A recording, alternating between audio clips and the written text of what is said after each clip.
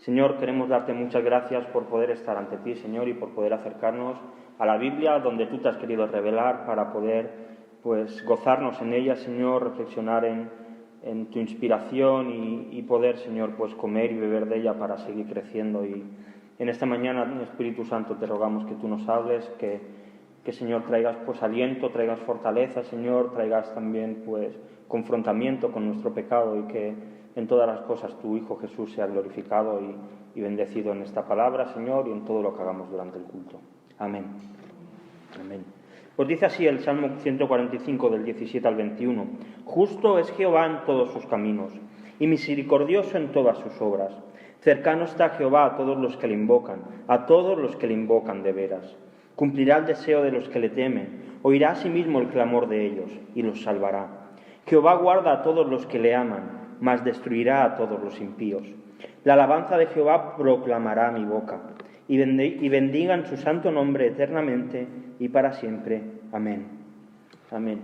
En todos los libros de los Salmos sabemos que hay diferentes autores. Uno los escribe, por ejemplo, Moisés. Hay algunos autores desconocidos y, sin duda, el gran salmista por excelencia en la historia, al menos de los que aparecen en la Biblia, es el rey David.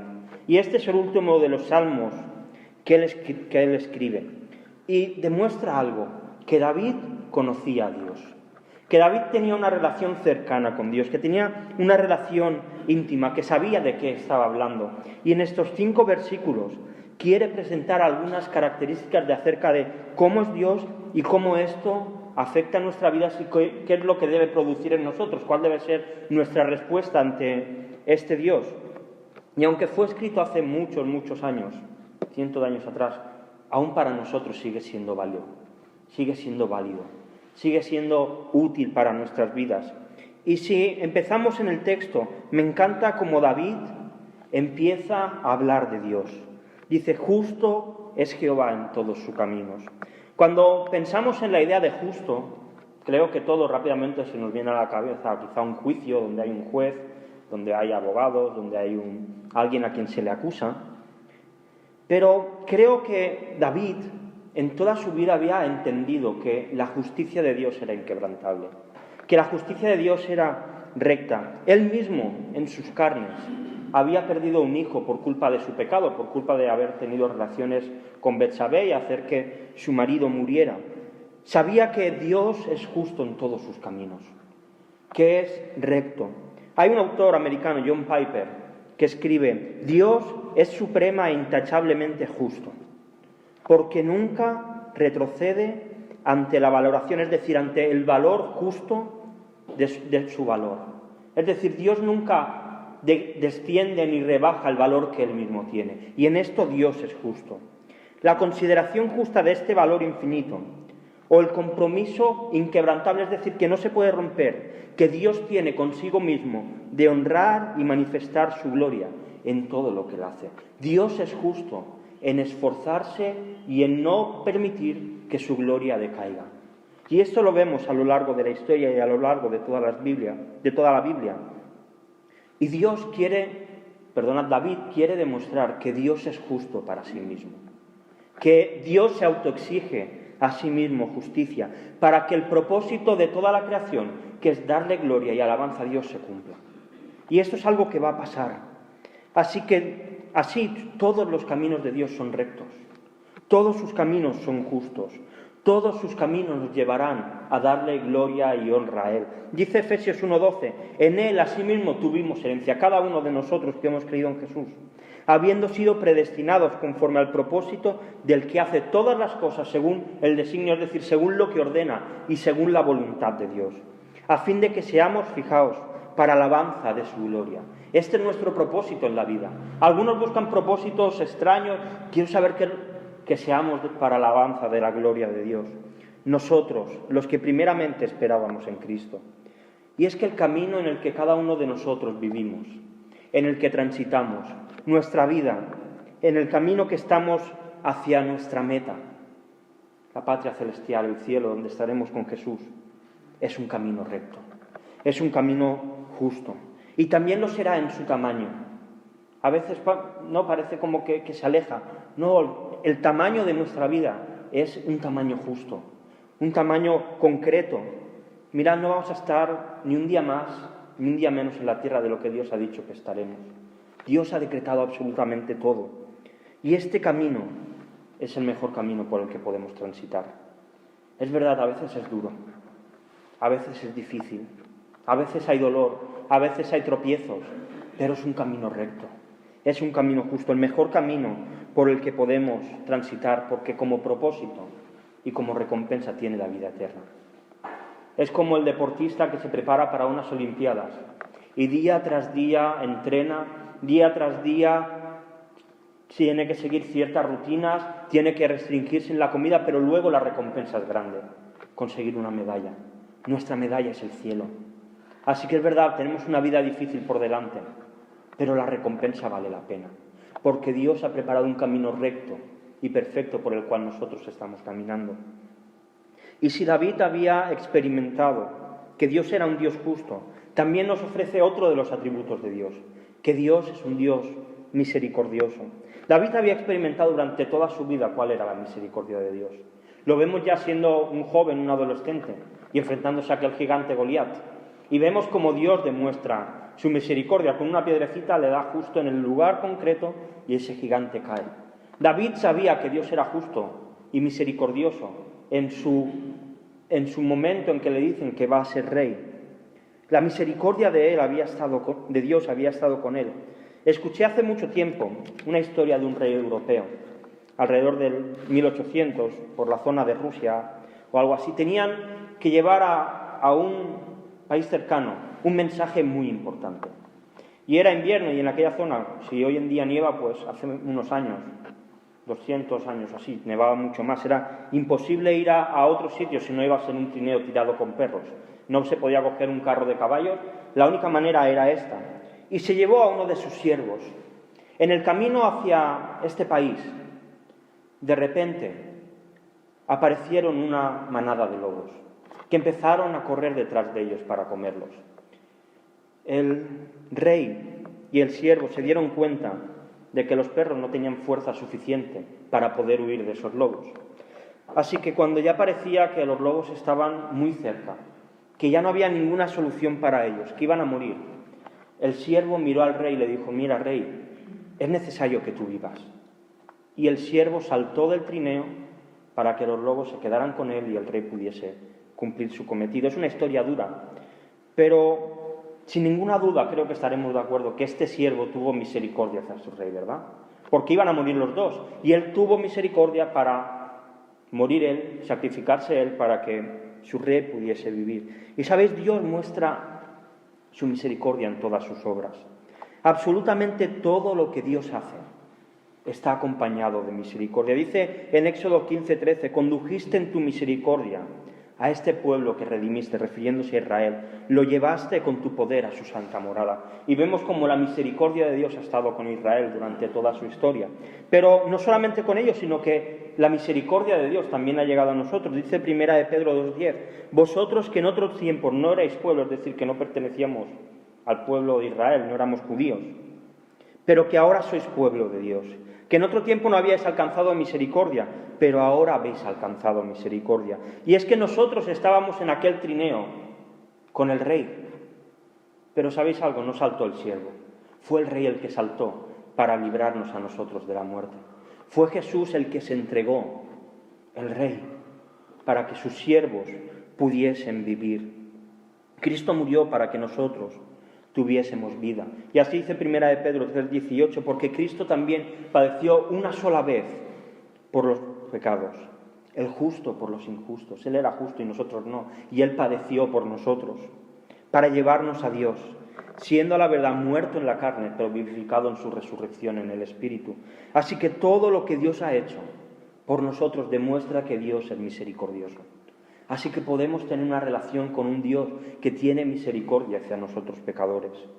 Y si Dios es justo y misericordioso, también David habla de que Dios es un Dios cercano.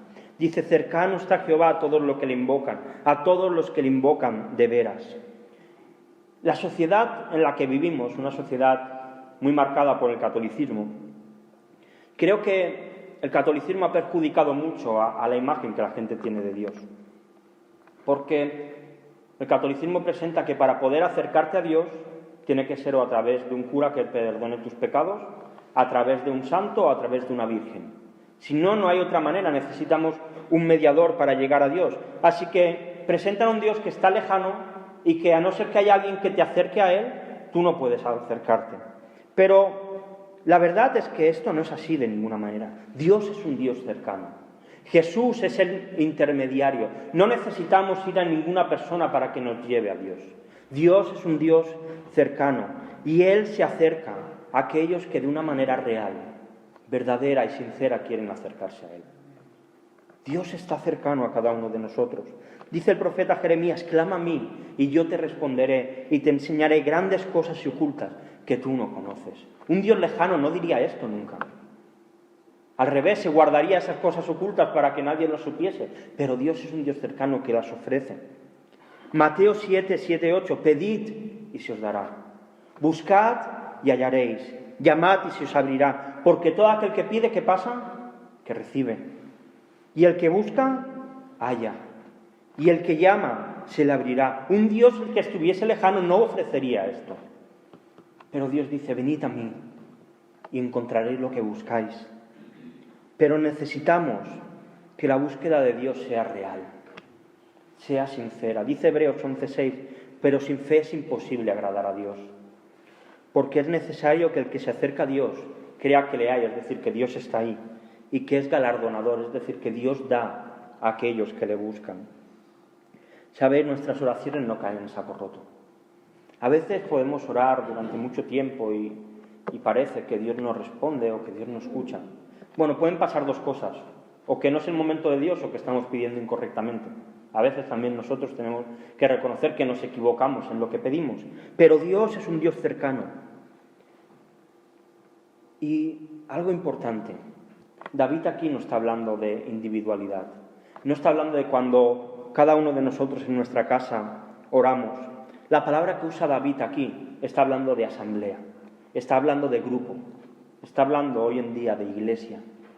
Y es que nuestros cultos de oración, cuando oramos juntos, es importante, porque nos acercamos a Dios como uno solo. Y presentamos las peticiones los unos de los otros, pero vamos como un solo cuerpo, porque Dios escucha a las iglesias que oran unidas. A veces parece, ¿no?, que hace poco que Ramón me invitó a predicar en un culto en Travesía que había, pues, de las iglesias unidas de gracia. Y les dije: mirad, ¿sabéis? Hay muchos eventos cristianos, hay conciertos, conferencias, pero rara vez las iglesias se unen para orar. Y sin ninguna duda, que iglesias se junten para orar es lo mejor que se puede hacer. Porque Dios es cercano, porque Dios escucha las oraciones de sus hijos, escucha las oraciones de la iglesia. Y por eso es importante que cuando estamos aquí podamos orar al Padre, podamos acercarnos a Él, presentarle todo lo que haya que presentarle, pero también agradecerle por esta misericordia y esta rectitud, este camino en el que nos ha puesto Él.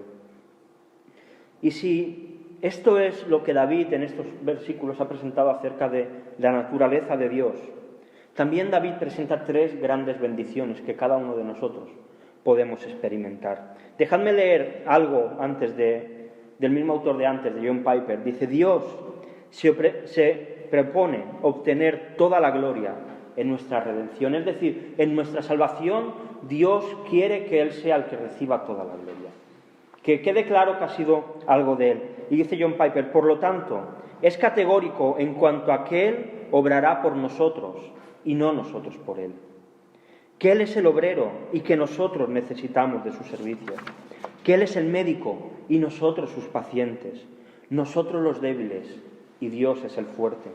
Nosotros somos los que tenemos el coche estropeado y Él es el mecánico que se va a encargar de arreglarlo. Necesitamos a Dios. Y Dios tiene bendiciones para nosotros. Y la primera de ellas que presenta David: cumplirá el deseo de los que le temen. David está expresando esta idea de temer con lo que vemos en el Deuteronomio 33:16 y con las mejores dádivas de la tierra y su plenitud, y la gracia del que habitó en la zarza. Que el deseo que nosotros debemos tener es la excelencia de Dios, su gracia, la misma que Dios le demostró a Moisés cuando le llamó desde la zarza. Y esto le ocurre a aquellos que temen a Dios. Y mira, déjame pararme un segundo para hablar de este temor de Dios. El temor que aquí describe David no es un miedo a ser destruido. Es algo que Dios realmente podría hacer si quisiera, sino que lo que demuestra es el siervo que se postra delante de su rey, delante de su señor, para rendirle pleitesía y que acepta todo aquello que su rey le da como algo bueno. Y sin ninguna duda, aquellos que se acerquen a Dios recibirán plenitud por parte de Dios. Aquellos que vayan de una manera sincera a Dios recibirán cosas buenas. Jesús le dijo a los discípulos: pues si vosotros, siendo malos, sabéis dar buenas dádivas, es decir, cosas buenas a vuestros hijos, ¿cuánto más vuestro Padre, que está en los cielos, no dará cosas buenas a los que le pidan? Claro que sí. Dios es un Dios que da cosas buenas. Él dará en gran manera a aquellos que le temen, que muestran gratitud y que muestran sinceridad y honestidad ante Él, ante el Dios eterno. Dios no abandonará a los suyos. Dios siempre nos sostendrá. Dice Romanos 8, del 28 al 32, y este es un texto un poco largo, pero vale la pena leerlo. Y sabemos que a los que aman a Dios, todas las cosas acontecen para bien. Esto es, a los que conforme a su propósito son llamados. Y fijaos cómo Pablo va desarrollando esta idea, porque a los que antes conoció, es decir, ya estábamos en la mente de Dios, también los predestinó para que fuesen hechos conforme a la imagen de su Hijo. Es decir, Dios nos ha predestinado, antes ni siquiera de nacer, para que seamos como Jesús, para que Él sea el primogénito, es decir, Jesús, entre muchos hermanos. Y a los que predestinó, aquellos a quien Dios había decretado, los llamó. Y nosotros hemos recibido esa llamada. Y a los que llamó, los justificó a través de Jesús, nos hizo justos ante Dios. Y a los que justificó también los glorificó. ¿Qué pues diremos a esto? Y esto es maravilloso. Si Dios es por nosotros, ¿quién contra nosotros? Si Dios está con nosotros, ¿quién va a poder hacernos nada? El que no escatimonia a su propio Hijo, sino que lo entregó por todos nosotros, ¿cómo no nos dará con Él todas las cosas? Sí, Dios es un Dios que da. Y si ha sido capaz de dar a su Hijo, que es lo que más ama, sabemos que cualquier cosa que le pidamos puede dárnosla sin problema. Pero no solamente cumple el deseo de aquellos que le temen, sino que también oirá el clamor de ellos y los salvará. David durante toda su vida había recibido muchas veces el rescate de Dios. Había peleado contra enemigos y había visto cómo Dios le salvaba. En toda la Biblia vemos casos así. Vemos cómo Dios salva a Noé de ese gran diluvio que iba a venir. Lo vemos con Abraham, lo vemos con Elías, con Jonás, con Pablo, con Pedro y con muchos otros a lo largo de la historia. Como Dios ha oído el clamor de sus hijos y los ha salvado. Y es que Dios escucha el clamor de quienes le temen. Dios escucha las voces de sus hijos que se postran ante Él. En Éxodo 3:7 nos enseña cómo Dios escuchó a su pueblo en Egipto. Dijo luego Jehová: bien he visto la aflicción de mi pueblo que está en Egipto, y he oído su clamor a causa de sus exactores, pues he conocido sus angustias. Cuando el pueblo clamó en Egipto, Dios le escuchó. También escuchó a David, Salmo 34:15. Los ojos de Jehová están sobre los justos, y sus oídos atentos al clamor de todos ellos. Dios está atento a nuestro clamor. Y también escuchó al mismo Jesús. Dice Hebreos 5:7 al 11. Y Cristo, en los días de su carne, ofreciendo ruegos y súplicas con gran clamor y lágrimas al que podía librarle de la muerte. ¿Quién era este?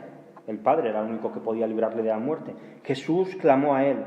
Fue oído a causa de su temor reverente. Y aunque era hijo, por lo cual padeció, aprendió la obediencia. Y habiendo sido perfeccionado, vino a ser el autor de eterna salvación para todos los que le obedecen. Y fue declarado por Dios sumo sacerdote por el orden de Melquisedec. Y sabéis, nosotros podemos estar seguros de que Dios nos escucha, que cuando clamamos a Él seremos escuchados, porque Cristo ha abierto una puerta para que nuestras súplicas puedan llegar a Dios. Dice, por tanto, teniendo un sumo sacerdote que traspasó los cielos, Jesús el Hijo de Dios, retengamos nuestra profesión. Porque no tenemos un sumo sacerdote que no pueda compadecerse en nuestras debilidades, sino uno que fue tentado en todo, según nuestra semejanza, pero sin pecado. Dice, acerquémonos, pues, confiadamente al del trono de la gracia, donde hallaremos misericordia y hallaremos el oportuno socorro. Así que podemos acercarnos a Dios. Dios nos escucha. No caigamos nunca en el error de pensar, bueno, Dios se olvida de nosotros, y Dios nos escucha. Su oído está atento. En la tercera de las bendiciones que presenta David, Jehová guarda a todos los que le aman, mas destruirá a los impíos. Yo creo que todos en algún momento hemos pensado que hay demasiada injusticia en este mundo, ¿verdad? Yo no sé si has conocido alguna vez a alguien que digas, es que esta persona es una mala persona y que además encima las cosas le van bien. Yo no sé si te has encontrado ese caso alguna vez. Yo he conocido alguno y no entiendo que las cosas le vayan bien. No entiendo a veces la manera en que Dios hace las cosas en la tierra. ¿Cómo puede ser que gente que es buena, que ama a Dios, le vayan las cosas mal? Y gente que odia a Dios, que no quiere saber nada de Él y que encima hace cosas malas, las cosas le vayan bien. La verdad es que esto ha sido así desde siempre. Toda la historia de la humanidad está plagada de casos así. Dice el sabio Salomón, no envidies al hombre injusto, ni escojas ninguno de sus caminos, porque Jehová abomina al perverso, mas su comunión íntima es con los justos. Sabéis, es verdad, a veces parece que a los malos las cosas le van bien, pero aquellos que vivimos justamente, que nos esforzamos en hacer bien las cosas, Dios nos ofrece comunión con Él. Y esto es algo maravilloso, porque Dios guarda a los que le aman.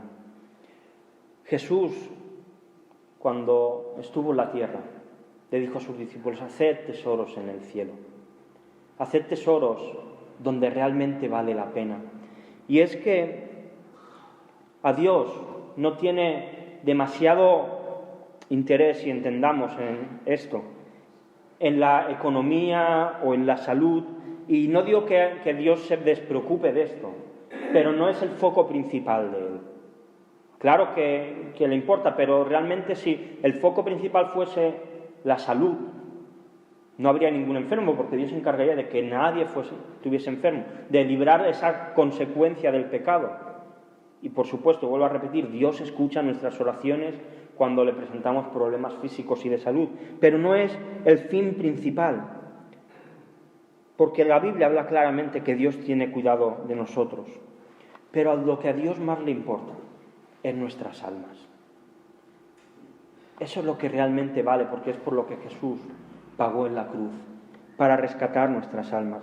Y mirad, vivimos en unos tiempos en el que el alma del ser humano está siendo más atacada que nunca.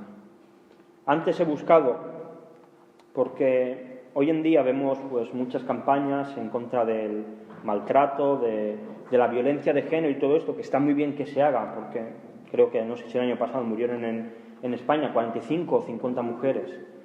Pero me preocupa que nadie se preocupe por las almas, porque cada día en España se suicidan 10 personas, que eso son más de 3.000 personas al año. Y nadie se preocupa en tratar lo que está en el interior.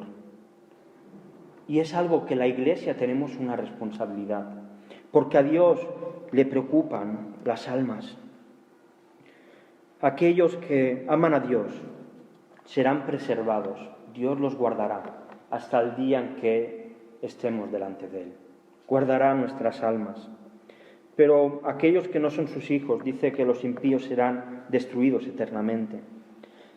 Mirad, no nos enfoquemos tanto en aquellos que hacen el mal y las cosas les va bien. No tengamos tantos celos de aquellos que parecen prosperar económicamente, sino preocupémonos de ir a ellos y preocuparnos de sus almas, como Dios se ha preocupado de las nuestras, porque eso es lo realmente importante. Necesitamos que estas personas vengan al conocimiento de la verdad. Y nos llegamos ya al último versículo del Salmo, que al final es una consecuencia de todo lo que hemos visto, es cuál es nuestra reacción ante un Dios que es recto, que es justo, que es misericordioso, que nos escucha, que nos preserva, que nos guarda. La primera consecuencia que tiene que haber ante esto habla de una manera individual a cada uno de nosotros. La alabanza de Jehová proclamará mi boca. La oración es una de esas cosas que a veces se puede hacer difícil llevar a cabo y a veces nos puede costar entender cuál es el propósito que tiene y cómo funciona. A veces podemos caer en el error de solamente utilizarla pues para pedir o para ser un poco, entre comillas, egoísta. Pero nuestras oraciones siempre debieran seguir el patrón del Padre Nuestro. Deberían empezar con la adoración, es decir, reconocer quién es Dios Padre Nuestro que estás en el cielo. Debería seguir con la alabanza, santificado sea tu nombre. Y después debería seguir con la petición por los demás, por petición humilde para nosotros. Danos hoy el pan de cada día y por perdón, perdona a los que nos ofenden, perdónanos a nosotros. Debiera seguir este orden. Y muchas veces le damos tanta importancia a nuestras necesidades que nos olvidamos de la alabanza y de la adoración. Y tiene que ser básico en nuestras oraciones. La alabanza de Jehová tiene que estar en nuestra boca. La Biblia está llena de alabanza. Hay muchísima. Nuestro propósito en la vida, como no hemos visto antes, tiene que ser alabar a Dios. La alabanza es el mejor remedio para el alma y para el corazón. A veces cuando vamos a Dios pensamos que la solución está en que Dios nos dé aquello que necesitamos. Pero cuando en un momento difícil alabamos a Dios, lo que estamos haciendo es decirle a nuestra alma, vamos a confiar en Dios, vamos a reposar. Sabemos que Dios lo sabe todo, vamos a dejar que Él haga las cosas a su manera. En Deuteronomio 10, 20 a 21 nos anima a que alabemos a Dios. Dice, a Jehová tu Dios temerás, a Él solo servirás, a Él seguirás y por su nombre jurarás. Él es el objeto de tu alabanza. Él es tu Dios que ha hecho contigo estas cosas grandes y terribles que tus ojos han visto. Y la verdad es que nuestros ojos también han visto milagros. Yo creo que cada uno de nosotros podríamos decir alguno. Podríamos decir algo que Dios ha hecho. Yo puedo decir que con la edad de Fran, quizá un poquito menos, con 7, 8 años, Dios me libró de una meningitis, de la peor que había. Cuando salí de allí, los médicos le decían a mi madre que eso era un milagro, porque los que salen normalmente pues tienen problemas luego de habla, de escucha. Igual yo quedo un poco tarado, pero igual no tiene tanto que ver con esto. Pero realmente creo que cada uno de nosotros podemos decir que Dios ha sido bueno. Tenemos motivos para alabar a Dios. Dice el Salmo 95 del 1 al 2, venid, aclamemos alegremente a Jehová, cantemos con júbilo a la roca de nuestra salvación, lleguemos ante su presencia con alabanza, aclamémosle con canto. Esta debería ser nuestra actitud diaria, de querer alabar a Dios. Y acaba el Salmo diciendo, y todos bendigan su santo nombre, eternamente y para siempre. La palabra que utiliza David aquí para hablar de bendecir, si la traducimos literalmente al castellano, está hablando de arrodillarse, de bendecir a Dios como último acto de adoración. Y me llama mucho el concepto, esta idea de arrodillarse, porque David nos da en el Salmo una idea también de durante cuánto tiempo hay que hacerlo. Dice eternamente y para siempre. Y es que la alabanza a Dios tiene que ser cada día de nuestra vida. Y cuando estemos ante su presencia durante toda la eternidad, para siempre debiese estar en nuestra boca. Porque llegará el día en que todo ser humano bendecirá el nombre de Jesús. Aquellos que hemos creído lo haremos gustosamente, como lo hacemos ahora. Aquellos que no, lo harán al darse cuenta que realmente Jesús será Dios. Y todo hombre dirá cosas buenas acerca de Dios. Y acabo ya. Me gustaría acabar leyendo el Salmo completo, porque es maravilloso. Dice, te exaltaré, mi Dios, mi Rey, y bendeciré tu nombre eternamente y para siempre. Cada día te bendeciré y alabaré tu nombre eternamente y para siempre. Grande es Jehová y digno de suprema alabanza, y su grandeza es inescrutable. Generación a generación celebrará tus obras y anunciará tus poderosos hechos. En la hermosura de la gloria de tu magnificencia y en tus hechos maravillosos meditaré. Del poder de tus hechos estupendos hablarán los hombres, y yo publicaré tu grandeza. Proclamarán la memoria de tu inmensa bondad, y cantarán tu justicia. Clemente y misericordioso es Jehová, lento para la ira y grande en misericordia. Bueno es Jehová para con todos, y sus misericordias sobre todas sus obras. Te alaben, oh Jehová, sobre todas tus obras, y tus santos te bendigan. La gloria de tu reino digan, y hablen de tu poder, para hacer saber a los hijos de los hombres sus poderosos hechos, y la gloria de la magnificencia de su reino. Tu reino es reino de todos los siglos, y tu señorío en todas las generaciones. Sostiene Jehová a todos los que caen, y levanta a los oprimidos. Los ojos de los que esperan en ti, y tú les das su comida a tiempo. Abres tu mano, y colmas de bendición a todo ser viviente. Justo es Jehová en todos sus caminos, y misericordioso en todas sus obras. Cercano está Jehová a todos los que le invocan, a todos los que le invocan de veras. Cumplirá el deseo de los que le temen, oirá a sí mismo el clamor de ellos y los salvará. Jehová guarda a todos los que le aman, mas destruirá a todos los impíos. La alabanza de Jehová proclamará mi boca, y todos bendigan su santo nombre, eternamente y para siempre. Este es el Dios a quien David conocía, y este es el mismo Dios que hoy sigue gobernando. Un Dios bueno, un Dios cercano, un Dios que se compadece de nosotros, un Dios que conoce nuestras necesidades y que las responde según su beneplácito, según como Él quiere responder, nuestro socorro y nuestra salvación, el que guarda a los que le aman. Así que, viendo a este Dios, ¿cómo no vamos a alabarle hoy? ¿Cómo no vamos a proclamar su nombre? ¿Cómo nos vamos a acercar ante su trono confiados sabiendo que Él nos escucha? Así que os animo a que en esta mañana no perdamos la oportunidad, todos los que estamos aquí, de alabar el nombre del Señor. En esta asamblea, en esta iglesia, en este pueblo comprado con sangre, para alabanza y gloria del Señor. Alabanza y gloria del Señor.